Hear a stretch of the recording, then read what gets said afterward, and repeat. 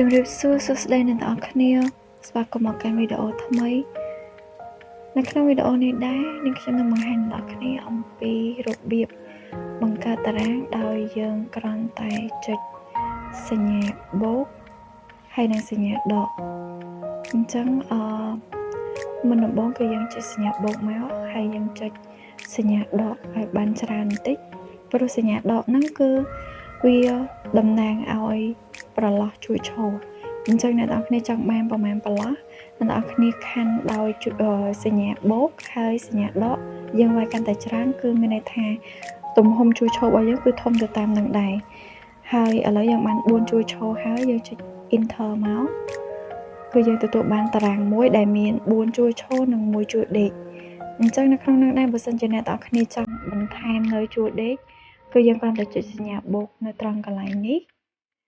យើងនឹងទទួលបានជួយដេកមួយទៀតអញ្ចឹងជួយឈរវិញគឺយើងចុចដូចគ្នាតែយើងទៅចុចនៅខាងលើនេះដោយយើងដាក់ឲ្យចំសញ្ញាដាក់ឲ្យចំឧបទស្សន៍ជួយឈរនឹងមកហើយយើងចុចកន្លែងសញ្ញាបូកគឺទទួលបានជួយឈរទៅតាមតម្រូវការរបស់យើងអញ្ចឹងវីដេអូមួយនេះដែរគឺមានតែប៉ុណ្្នឹងទេសង្ឃឹមថាអ្នកនរគ្នានឹងចូលចិត្តហើយអរគុណច្រើនសម្រាប់ការទស្សនាសូមអរគុណសូមជម្រាបលាបាយបាយ